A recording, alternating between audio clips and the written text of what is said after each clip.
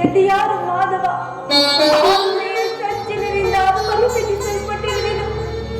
ಇನ್ನು ನನ್ನ ಕಷ್ಟಗಳು ಕಳೆದವು. ಕೊನೆಗೆಳದಿನ ಮಹಾಪುರು ಸುಖವಾಗಿರೋಣವೆಂದುಕೊಂಡರೆ ಹೆಚ್ಚು ಹೆಚ್ಚು ಅಪಮಾನ. ಹೇಳಿದಾಗ ಈ ದ್ರೌಪದಿ ಲಲಾಟದಲ್ಲಿ ಇನ್ನು ಏನೇನು ಬರೆದಿರುವೆ ದೇವ, ಇನ್ನು ಏನೇನು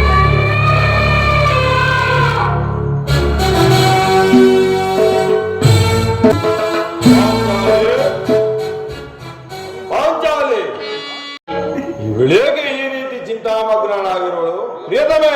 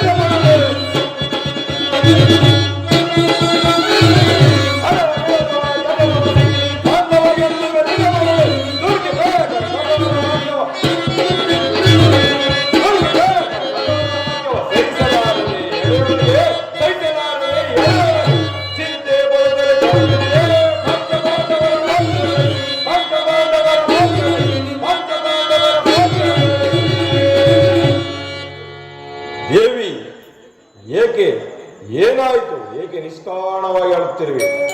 ನಾನು ನಿಷ್ಕಾರಣವಾಗಿ ಹೇಳುತ್ತಿಲ್ಲ. ನನ್ನಲ್ಲಿ ಒಂದಲ್ಲ 10 ಕಾರಣಗಳಿವೆ. ನೀವು ಪುರುಷರ ಸ್ವಾಮಿ, ನಿಮ್ಮನ್ನಾರಾದರ ದುರ್ವಾಕ್ಯವನ್ನಾಡಿದರೆ ಅದಕ್ಕೆ ತಕ್ಕ ಪ್ರತಿಕಾರ ಮಾಡುವಿರಿ. ಆದರೆ ಈ ಸ್ತ್ರೀಯರ ವಿಚಾರವು ಹಾಗೆಲ್ಲ. ಅನ್ನ ವಸ್ತ್ರಗಳಿಗಾಗಿ ಪರರನ್ನು ಆಶ್ರಯಿಸಬೇಕು. ಆತ್ಮ ಗೌರವವನ್ನು ರಕ್ಷಿಸಿಕೊಳ್ಳಲು ಪರರ ಆಶ್ರಯದಲ್ಲಿರಬೇಕು. ಈ ವಿಧಾನ ಇಂತಹ ನಿರ್ಭಾಗ್ಯಕ್ಕೆ ಜಾತಿಯನ್ನು ನೀನೇಕೆ ಸೃಷ್ಟಿಸಿದ ಸ್ವಾಮಿ? ನೀನೇಕೆ ಸೃಷ್ಟಿಸಿದೆ? ಬಲವೀರ ಪಾಂಚಾಲಿ, ಸ್ತ್ರೀಯರ ಪರಾಧೀನತೆಯು ನಮ್ಮ ಸಮಾಜ ನಿಯಮ. ಭಗವಾನ್ ಸ್ವರೂಪರಾದ ಋಷಿಮುನಿಗಳ ಆಜ್ಞೆ. ಪತ್ನಿಯನ್ನು ದ್ಯೂತದಲ್ಲಿ ಪಣವಾಗಿಟ್ಟು ಸೋಲುವುದಾಗಿ ಆ ನಿಮ್ಮ ಋಷಿಗಳು ಆಜ್ಞಾಪಿಸಿದರೆ ಪತಿಗಳು ತಪಸ್ಸು ಮಾಡಿ ಪಡೆಯಬೇಕು ನಿಮ್ಮನ್ನ ಆ ಪತಿಗಳನ್ನು.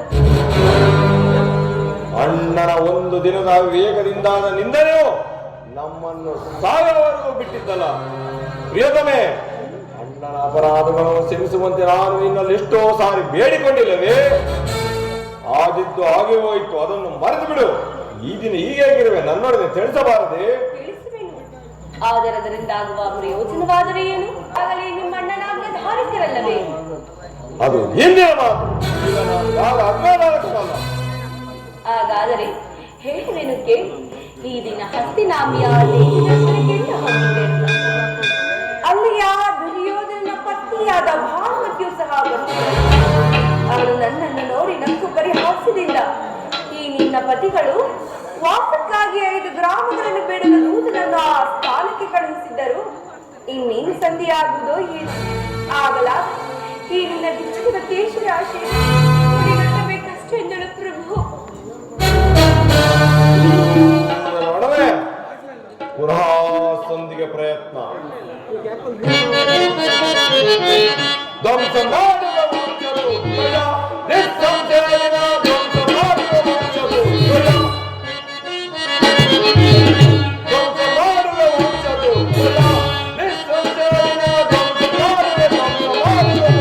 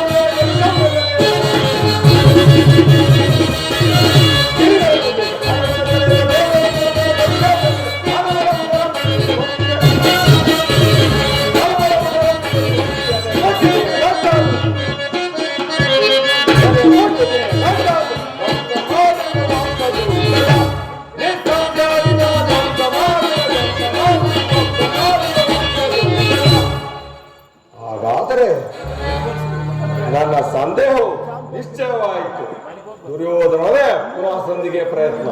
ಯಾರು ಯಾರು ರಾಯಭಾರಕ್ಕೆ ಹೋದರು? ನಮ್ಮಣ್ಣನಾದ ಶ್ರೀಕೃಷ್ಣ ಪರಮಾತ್ಮನು ಗೋಪಿಕಾಂಗನೆಯರ ವಿಲಾಸದ ಮೇಲೆ ಮಗ್ನನಾದ ಯದುಪತಿಯು ಯುದ್ಧವನ್ನು ಮರೆಯುವುದು ಸಹಜ. ಅರ್ಜುನನು ದ್ವಾರಕೆಯಿಂದ ಹಿಂದಿರಿದಾಗಲೇ ಹೀಗಾಗಿರಬಹುದು ಅಂತ ತಿಳಿದಿದ್ದನು. ಅದಿರಲಿ, ಆ ಬಾರ್ಮತಿಗೆ ನೀನು ಏನೇನು ಉತ್ತರವನ್ನು ಕೊಟ್ಟೆ? ಅವಳ ಪ್ರಶ್ನೆಗೆ ಸರಿಯಾದ ಉತ್ತರವನ್ನೇ ಕೊಟ್ಟೆ. ಏನೆಂದು? ಕೇಳೇ ಭಾನು, ನಿನ್ನ ಕಟ್ಟಿದ ಮುಡಿಯನ್ನು ಬಿಡಿಸುವ ತನಕ ಈ ನನ್ನ ಬಿಚ್ಚಿರುವ ಕೇಶರಾಶಿಯನ್ನು ಮುಡಿಗಟ್ಟುವುದಿಲ್ಲ ಎಂದು. ಬಾಪು ಪಾಂಚಾಲಿ, ಬಾಪು. ಜಾನೆ ಉದ್ದಾರವನ್ನು ಬಾರಿ ಭೀಮನ ಪ್ರೀತಿಯ ಪ್ರೇಯಸಿ ನೀನೆ. ಜಾನೆ ಮುಳುಗಾನೆ ಉದ್ದಾರವನ್ನು ಬಾರಿ. ಜಾನೆ ಮುಳುಗಾನೆ ಉದ್ದಾರವನ್ನು ಬಾರಿ ಭೀಮನ ಪ್ರೀತಿಯ ಪ್ರೇಯಸಿ ನೀನೆ. ಜಾನೆ ಮುಳುಗಾನೆ ಉದ್ದಾರವನ್ನು ಬಾರಿ.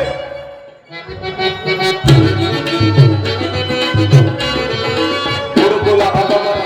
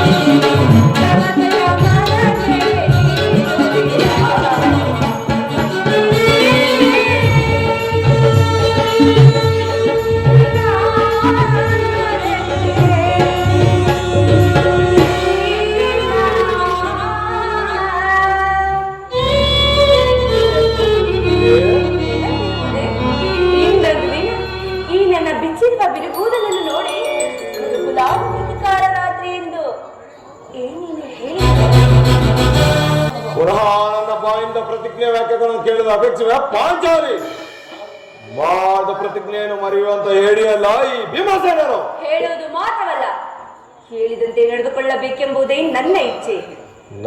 ಏನಾಗುವುದು? ನನ್ನನ್ನು ಕೆಡಿಸಬೇಡ ಪಾಂಚಾಲಿ. ಈಗ ನಾನು ಯಾರ ಅಜ್ಞಾಧಾರಕನಲ್ಲ. ಶಾಂತಿಯನ್ನು ಬಯಸುವವರು ಸಂಧಿಯ ಪ್ರಸ್ತಾಪದಲ್ಲಿ ತೊಡಗಲಿ. ನಾನು ಮತ್ತು ಯುದ್ಧವನ್ನು ಆತುರದಿಂದ ನಿರೀಕ್ಷಿಸಬೇಡ. ಧರ್ಮಪಾಯ ಯುಧಿಷ್ಠಿರನು ದುರ್ಯೋಧನ ಅನಂತ ಅಪರಾಧ ಶಂಸ, ಅದು ನಾನು ಶಂಸುವುದಿಲ್ಲ.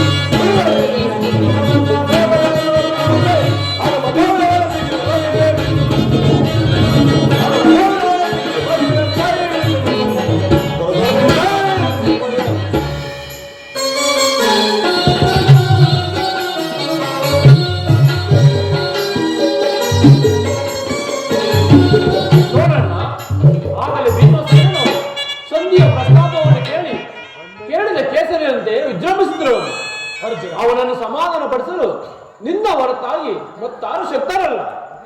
ಅರ್ಜುನ, ಈ ಸಾರಿ ಇವನ ಕೋಪಕ್ಕೆ ದ್ರೌಪದಿಯೇ ಕಾರಣವೆಂದು ತೋರುತ್ತದೆ. ಶ್ರೀಕೃಷ್ಣ ಪರಮಾತ್ಮ ಹೇಳುತ್ತಿದ್ದನು, ಜಗತ್ತಿನ ಸುಖ ದುಃಖಗಳಿಗೆಲ್ಲ ಸ್ತ್ರೀಯರೇ ಮೂಲ ಕಾರಣವೆಂದು. ಅರ್ಜುನ, ಆ ಕೌರವವನ್ನು ಯುದ್ಧ ಮಾಡುವುದಕ್ಕಿಂತ ಈ ನನ್ನ ತಮ್ಮನ ಕೋಪವನ್ನು ಶಮನ ಮಾಡುವುದೇ ನಮಗೆ ದುಸ್ಸಾಧ್ಯವಾಗಿದೆ. ಭೀಮಾ, ಅಗ್ರಜ, ಸಮಯಕ್ಕೆ ಸರಿಯಾಗಿ ಬಂದೆ. ನನಗೆ ಯಾರಲ್ಲಿಯೂ ಕೋಪವಿಲ್ಲ. ಅರ್ಜುನನ ಸಮ್ಮುಖದಲ್ಲಿ ನಿಮಗೊಂದು ಮಾತನ್ನು ತಿಳಿಸಬೇಕೆಂದಿರುವೆನು. ಈ ಸಂಧಿಯ ಪ್ರಸ್ತಾಪವು ನಿಮಗೆ ಉಚಿತವಾಗಿ ಕಾಣಬಹುದು. ಆದರೆ ಈ ದಾಸ್ಯಾವೃತ್ತಿಯನ್ನು ಪಾಂಡವರ ಕಳಂಕವೆಂದು ಭಾವಿಸೋಣ. ಏನಣ್ಣ, ದರಿದ್ರ ಭಿಕ್ಷಕರಂತೆ ಕಂಡವರ ಮನೆ ಬಾಗಿಲಲ್ಲಿ ನಿಂತು ಸಂಧಿಯಾಚನೆ ಮಾಡಲು ಪಾಂಡು ರಾಜನು ನಮ್ಮನ್ನು ಪುತ್ರನಾಗಿ ಪಡೆಯಲಿಲ್ಲ. ಈ ಅಪಮಾನವು ನಿಮಗೆ ಸಹಿಸವಾಗಬಹುದು, ಆದರೆ ಇನ್ನೊಂದು ಗಳಿಗೆಯೂ ಸಹಿಸತಕ್ಕವನಲ್ಲ. ಯುದ್ಧಕ್ಕಾಗಿ ನಿಮ್ಮ ಅನುಮತಿಯನ್ನಾಗಲಿ ಅರ್ಜುನನ ಸಹಾಯನಾಗಲಿ ಅಪೇಕ್ಷಿಲ್ಲ. ನಾನು ಮತ್ತು ಈ ನನ್ನ ಗದೆ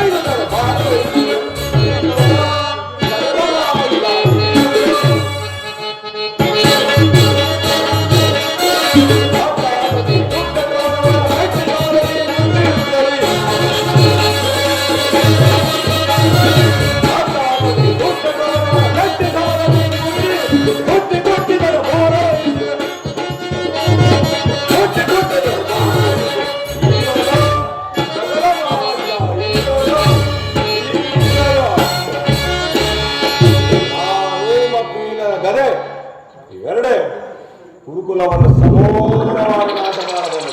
ನೀವು ನಿಶ್ಚಿಂತೆಯಿಂದ ಸಂಧಿಯ ಪ್ರಸ್ತಾಪದಲ್ಲಿ ತೊಡಗಿರಿ. ನಾನು ನನ್ನ ಪ್ರತಿಜ್ಞೆಯಂತೆ ನಡೆಯುವೆ. ಭೀಮಸೇನ, ನಿಲ್ಲು ಭೀಮಸೇನ, ನಿಲ್ಲು. ನನ್ನಲ್ಲಿಯೂ ಕೋಪವೇ ತಮ್ಮ.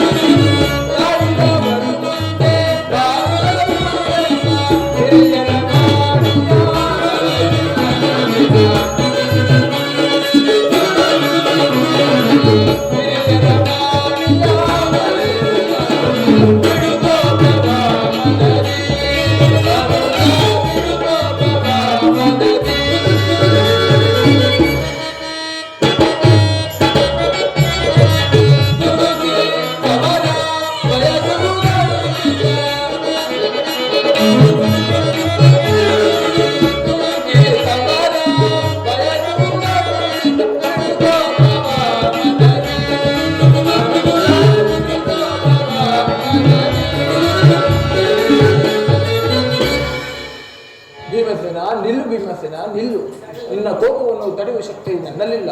ನನ್ನಲ್ಲಿಯೂ ಕೋಪವೇ ತಮ್ಮ. ಕೋಪ ಮಾಡಬೇಡ ಅಣ್ಣ. ಧರ್ಮಜರು ನಮ್ಮೆಲ್ಲರಿಗೂ ಹಿರಿಯನು. ಆತನ ಮಾತಿಗೆ ವಿರುದ್ಧವಾಗಿ ನಡೆಯುವುದು ಅನುಚಿತ.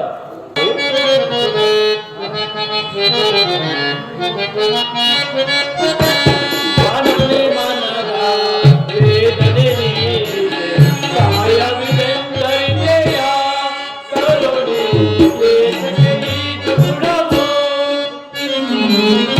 ಮಾನವನೇ ಮಾನವ ವೇದನೆ ನೀಡಿದೆ, ಸಮಯವಿದೆಂದರಿದೆಯ ಕರುಣೆ ದೇಶಕ್ಕೆ ನೀಡು ಗುಣವು.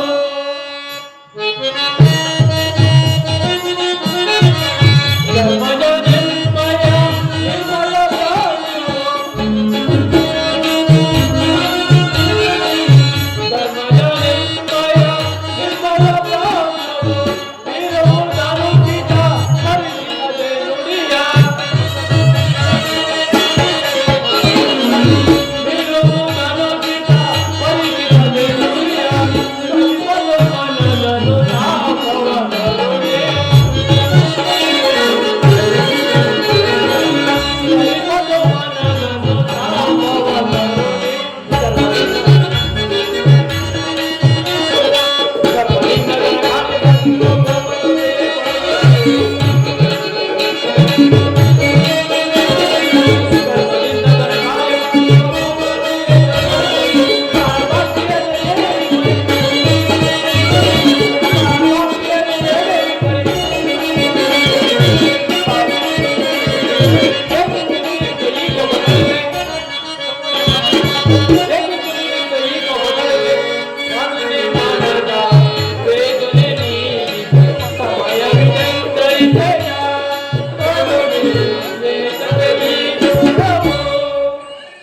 ಪಾಂಚಾಲಿ, ಇದಕ್ಕೇನು ಹೇಳುವೆ? ಧರ್ಮ ಧರ್ಮವೆಂದು ಕ್ಷತ್ರಿಯರ ಧರ್ಮವೇನೆಂದು ಮರೆಯುವುದು ನಿಮಗೆ ಉಚಿತವೆನಿಸಿದ್ದಲ್ಲವೇ? ಯುದ್ಧದಂತೆ ಶಾಂತಿ ರಕ್ಷಣೆಯು ಕ್ಷತ್ರಿಯರ ಕರ್ತವ್ಯ ಪಾಂಚಾಲಿ. ನಾವು ಅಭಿಮಾನಕ್ಕೆ ಅವಸರವಾಗಿ ಯುದ್ಧವನ್ನು ಪ್ರಾರಂಭಿಸಿದರೆ ಮುಂದೆ ನಮ್ಮ ಅವಿಚಾರಕ್ಕಾಗಿ ದುಃಖಿಸಬೇಕಾಗುತ್ತದೆ. ಅದಕ್ಕಾಗಿ ಸಂಧಿಗೆ ಇಷ್ಟೊಂದು ಪ್ರಯತ್ನಿಸುತ್ತಿರಲು ಪಾಂಚಾಲಿ. ರಾಜೇಂದ್ರ, ಡೌಮಿನನ್ನು ಸಂಧಿಗೆ ಕಳುಹಿಸಿ ಅಪಮಾನ ಹೊಂದಿರುವಿರಿ. ಪುನಃ ಶ್ರೀಕೃಷ್ಣ ಪರಮಾತ್ಮನನ್ನು ಅಪಮಾನಕ್ಕೆ ಗುರಿಪಡಿಸಿರಲ್ಲ ಎಂಬುದೇ ನನ್ನ ಚಿಂತೆ. ಇದಾಗಿರಲಿ ಏನೇ ಕೋಲಾಹಲ, ಏನೇ ಕೋಲಾಹಲ. ಅರ್ಜುನ, ಈ ಸಂಧಿಯ ಪ್ರಸ್ತಾಪನವನ್ನು ಕೇಳುವುದರಿಂದ ನನಗೆ ಯಾವ ಪ್ರಯೋಜನವಿಲ್ಲ. ನಿಮ್ಮ ಅಪೌರುಷ ವರ್ತನೆಯೋ ಪುರಸ್ಕಾರವೋ ನಿಮಗೇ ಇರಲಿ. ಯೋಜನೆಯಂತೆ ನಡೆಯುವ ಸ್ವಾತಂತ್ರ್ಯ ಮಾತ್ರ ನನಗಿರಲಿ. ಸ್ವಲ್ಪ ತಡೆಯಿರಿ. ಅಲ್ಲಿ ನೋಡಿ,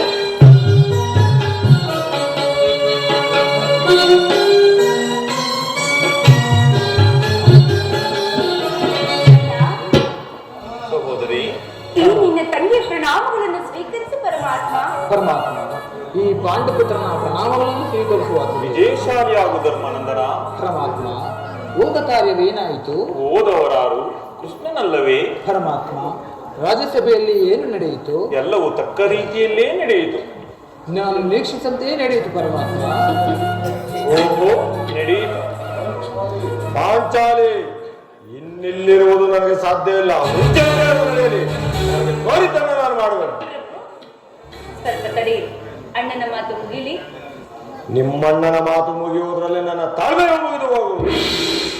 ಪರಮಾತ್ಮ, ರಾಜ್ಯಸಭೆಯಲ್ಲಿ ಮುಂದೇನಾಯಿತು? ಎಲ್ಲವೂ ನಾನು ನಿರೀಕ್ಷಿಸಿದ ತಕ್ಕ ರೀತಿಯಲ್ಲೇ ನಡೆಯಿತು. ನಾನಿನ್ನು ತಡೆಯಲಾರೆ ರುಕ್ಮಿಣಿಪತಿ. ನಿನ್ನ ಸಮಸ್ಯೆಗೆ ಮಾತುಗಳು ನನಗೆ ಬೇಡ.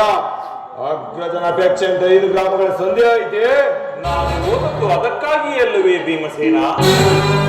ಕೃಷ್ಣ, ಈಗ ತಿಳಿಯಿತು ನಿನ್ನ ಅಭಿಮತ. ಅಜ್ಞಾತ ವಾಸದಿಂದ ಅರ್ಜುನ ಕೈಗೆ ಬಡವನು ತೊಟ್ಟನು. ಈಗ ಈ ಸಂಧಿಯ ಪ್ರಸ್ತಾಪದಿಂದ ನಮ್ಮ ಮೈವರೆಗೂ ಸೀರೆಯನ್ನು ಉಳಿಸಲು ಅವಣಿಸುವೆಯಾ? ಯಾದವಾರಣಿ, ಪುತ್ರರ ಮೇಲೆ ಇಷ್ಟೊಂದು ಆಕ್ರೋಶ ಬೇಕೆ? ಭೀಮಸೇನ, ನಿನಗೆ ಇಷ್ಟೊಂದು ಅಸಹನೆ ಏಕೆ? ಸ್ವಲ್ಪ ಸಮಾಧಾನ ತಂದುಕೊಂಡು ನನ್ನ ಮಾತನ್ನು ಸಂಪೂರ್ಣವಾಗಿ ಕೇಳು. ಇದು ನಿನಗೆ ಹೆಚ್ಚಿಗೆ ಸಂಬಂಧಪಟ್ಟ ವಿಷಯ. ಸ್ವಾಭಿಮಾನ್ಯ ಶೂನ್ಯವಾದ ಸಂಧಾನದೊಳಗ ಈ ಪ್ರಚಂಡ ಭೀಮನಿಗೆ ಎಂತಹ ಸಂಬಂಧವಯ್ಯದು? ಇರುವುದಯ್ಯ, ಅತ್ಯಂತ ನಿಕಟವಾದ ಸಂಬಂಧವಿರುವುದು.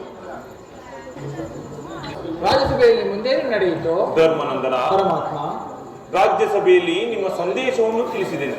ಅವರೆಲ್ಲರೂ ಸಮ್ಮತಿಸಿದರು. ಯಾರು ಯಾರು ಒಪ್ಪಿದರು ಪರಮಾತ್ಮ? ಭೀಷ್ಮ, ದ್ರೋಣ, ವಿದುರ, ದುರ್ಯೋಧನ ಆತನೂ ಸಹ. ಇನ್ನು ನನಗಿನ್ನು ಕೆಲಸವಿಲ್ಲ. ಈ ದುರ್ವಾರ್ತೆಯನ್ನು ಕೇಳಿ ಎಂಬುದಕ್ಕೆ ನಿನ್ನ ಇಚ್ಛೆ ಆಗಿತ್ತು. ಅದನ್ನು ಸಾಧಿಸಗೆ ಕೃಷ್ಣ, ಚೆನ್ನಾಗಿ ಸಾಧಿಸು. ಸಹೋದರರೇ, ನಿಮ್ಮ ಅಪೌರುಷ ಫಲವನ್ನು ನೀವೇ ಪೂಜಿಸಿದಿರಿ. ಅದರಲ್ಲಿ ಈ ಭೀಮನು ಯಾವ ಭಾಗವನ್ನು ಅಪೇಕ್ಷಿಸಿಲ್ಲ. ಯಾಜ್ಞ ಸೇನೆ, ನಿರಾಶನಾಗಬೇಡ ದೇವಿ. ಈ ಭೀಮನು ಬದುಕಿದ್ದರೆ ನಿನ್ನ ಸೇಡನ್ನು ತೀರಿಸಲೇಬೇಕು. ಇಲ್ಲಯ್ಯ ಭೀಮಸೇನ, ನಿಲ್ಲು. ಇಷ್ಟೊಂದು ಕೋಪವಿಲ್ಲ. ನೀನು ನಿಜವಾಗಿ ಇಡಿಂಬಾಪತಿಯೇ ಸೇರಿ ಇಷ್ಟೊಂದು ಕೋಪವಿಲ್ಲದಿದ್ದರೆ ಆ ರಕ್ಕಸೆಯನ್ನು ಆಳುವುದಾದರೂ ಹೇಗೆ ಸಾಧ್ಯ? ಸ್ವಲ್ಪ ಸಮಾಧಾನ ತಂದುಕೊಂಡು ನನ್ನ ಮಾತನ್ನು ಸಂಪೂರ್ಣವಾಗಿ ಕೇಳು. ಸುಮ್ಮನೆ ನನ್ನ ಕಾಣಬೇಡ ಕೃಷ್ಣ. ಈ ಸಂಧಿಯ ಸುದ್ದಿ ನನಗೊಪ್ಪದು ಒಪ್ಪದು ಒಪ್ಪದು. ನಿನಗೊಪ್ಪುವ ವಿಚಾರ ಹೊಂದಿರುವುದು ಭೀಮಸೇನ. ಆ ದುರ್ಯೋಧನನು ನಿನಗೊಂದು ಸಂದೇಶವನ್ನು ಕಳಿಸಿರುವನು. ದುರ್ಯೋಧನ ಸಂದೇಶ? ಹಾಗಾದ್ರೆ ಅದರ ಉದ್ದೇಶ ಸಂಧಿ ಅಲ್ಲ. ಏನು ಕೃಷ್ಣ, ಏನು ಆ ಸಂದೇಶ? ಆ ಸಂದೇಶವನ್ನು ಕೇಳುವ ಇಚ್ಛೆ ಇದ್ದರೆ ಕ್ಷಣಕಾಲ ನನ್ನ ಬಳಿ ಕೈಕಟ್ಟಿಕೊಂಡು ಕುಳಿತುಕೊಳ್ಳಬೇಕು. ಇಲ್ಲ ಇಲ್ಲ, ನಿಂತಿದ್ದಂತೆ ಹೇಳಿಬಿಡು. ಇಲ್ಲವಯ್ಯ, ನೀನು ಕುಳಿತುಕೊಳ್ಳದೆ ಹೊರತು ನಾನು ಹೇಳುವುದಿಲ್ಲ. ಕೃಷ್ಣ, ಈ ಪರಿಹಾಸ ಬೇಕೆ? ಇದು ಪರಿಹಾಸ್ಯವಲ್ಲ ಭೀಮಸೇನ. ನಿನ್ನನ್ನು ಕಂಡರೆ ನನಗಷ್ಟೊಂದು ಭಯ. ಎಲ್ಲಿ ನಿನ್ನ ಗದೆಯನ್ನು ಕ್ಷಣಕಾಲ ಬದಿಗಿರಿಸಿ ನನ್ನ ಬಳಿ ಕ್ಷಣಕಾಲ ಕೈಕೊಟ್ಟುಕೊಂಡು ಕುಳಿತರೆ ನಿನಗೆ ಪ್ರಿಯವಾದ ಸಂದೇಶವನ್ನು ತಿಳಿಸುವೆನು. ಸರಿ, ನಿನ್ನಿಷ್ಟದಂತೆ ಕುಳಿತುಕೊಳ್ಳುವೆನು. ಈಗಲಾದರೂ ಹೇಳು ಕೃಷ್ಣ, ಏನೋ ಆ ಸಂದೇಶ? ಭೀಮ, ನೀನು ಕೋಪ ಮಾಡುವುದಿಲ್ಲವಷ್ಟೇ. ಅದು ಆಗಲಿ. ಹಾಗಾದರೆ ನೀನು ನನ್ನ ಬಂದಿ. ಕ್ಷಣಕಾಲ ಮಾತ್ರ ಕೃಷ್ಣ. ಯಾಜ್ಞಸೇನೆ, ನಾನು ಹೇಳಿದಂತೆ ಮಾಡಬೇಕು ಕಂಡೆಯ. ಅಣ್ಣ, ನಿನ್ನ ಮಾತನ್ನು ನಾನು ಎಂದಾದರೂ ಮೀರಿರುವೆನಾ? ಹಾಗಾದರೆ ತೆಗೆದುಕೋ ಈ ಹಗ್ಗವನ್ನು. ಈ ಹಗ್ಗದಿಂದ ನಿನ್ನ ಪತಿಗಳ ಕರೆಗಳನ್ನು ಭದ್ರವಾಗಿ ಬಂಧಿಸು. ಇದೇನು ಪರಿಹಾಸ್ಯ ಪರಮಾತ್ಮ? ಬಿಡಯ್ಯ ಬಿಡಯ್ಯ ಬಿಡಯ್ಯ. ಅರ್ಜುನ, ತೆಗೆದುಕೋ. ಈ ಪರಿಹಾಸ್ಯವಲ್ಲ ಸಹೋದರಿ.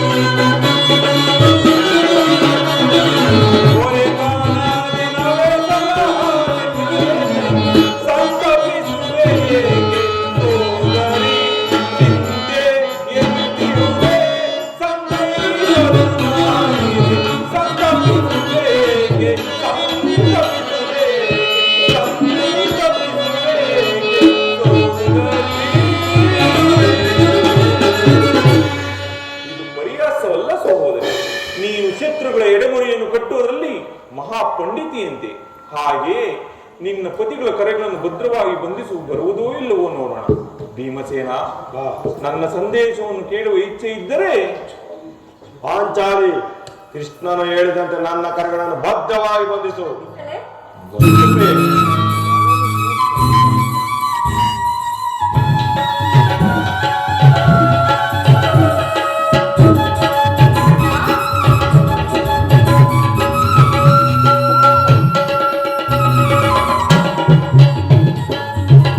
ಈಗ ಎಲ್ಲರೂ ಕೇಳಿರಿ. ಧರ್ಮನಂದನ, ಸಹೋದರಿ ಕಿರೀಟಿ, ಭೀಮನನ್ನು ಬಂಧಿಸಿರುವ ಈ ಹಗ್ಗವು ಆ ದಿನ ರಾಜ್ಯಸಭೆಯಲ್ಲಿ ನನ್ನ ಅಂಗಾಂಗಗಳನ್ನು ಬಂಧಿಸಲೆತ್ತ ಏನು ಹೇಳಿದೆ ಕೃಷ್ಣ? ಈ ಹಗ್ಗದಿಂದ ನಿನ್ನನ್ನು ಬಂಧಿಸಲೆತ್ತಿಸರೆ ಯಾರು ಯಾರು ಮತ್ತಿನ್ನಾರು? ದುರಾಭಿಮಾನಿಯಾದ ದುರ್ಯೋಧನ ಆಜ್ಞೆ ಮಾಡಿದನು, ದುರಾಚಾರಿಯಾದ ದುಶ್ಯಾಸನ ಈ ಕಾರ್ಯ ಮಾಡಲೆತ್ತಿಸಿದನು. ಇಂತಹ ಸಾಹಸ ಮತ್ಯಾರಿಂದ ಸಾಧ್ಯ? ಪಾಂಚಾಲಿ, ನನ್ನ ಕರಗಳನ್ನು ಬಿಡಿಸು. ಈ ನೀಚ ಕೃತ್ಯದಿಂದ ಕೌರವರ ದುರಭಿಮಾನವು ಶಿಖರವನ್ನು ಮುಟ್ಟಿತು. ನಮ್ಮ ಪ್ರೀತಿ ಬಾಂಧವನಾದ ಕೃಷ್ಣನನ್ನು, ಪಾಂಡವರ ರಾಯಭಾರಿಯನ್ನು ಈ ರೀತಿ ಅಪಮಾನಪಡಿಸಿದ ಗೌರವ ಅಗ್ರಜ ಧನಂಜಯ, ಇದಕ್ಕೆ ನಿಮ್ಮ ಉತ್ತರವೇನು? ಆಹಾ, ಅಷ್ಟು ಮಾತ್ರವಲ್ಲ ಭೀಮಸೇನ, ನಿಮ್ಮ ಸಂದೇಶಕ್ಕೆ ಅವನು ಕೊಟ್ಟ ಉತ್ತರವನ್ನೂ ಕೇಳು.